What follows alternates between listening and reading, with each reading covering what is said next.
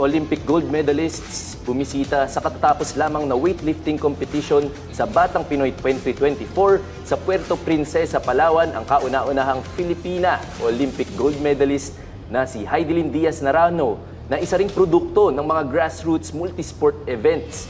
Yan ang ulat ni teammate Daryl Oclares.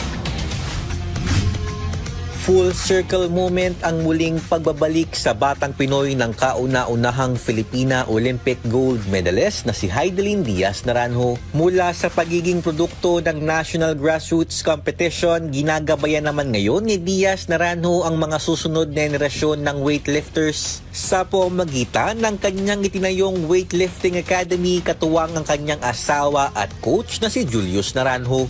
But at the end of the day, tinatanong namin sa sarili namin mag-asawa kung bakit namin ito ginagawa. It's for the kids na makita nila yung full potential nila sa kita.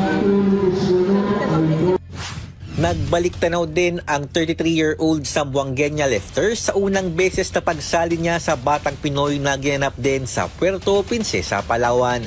Nung time na nandito ako lang mag-isa sa category, so gold ako automatic. Eh ngayon marami na sila sa category. So grateful ako na ngayon, medyo madami na, hoping na mas dadami pa ang mga atleta para mas makita nila yung competition dito maganda. Isa lamang si Diaz-Naranjo sa mga magandang halimbawa na daan ang mga grassroots competition tulad ng Batang Pinoy para mahanap ang mga susunod na Filipino Olympic champion. Daryl Oclares para sa Pambansang TV sa Bagong Pilipinas.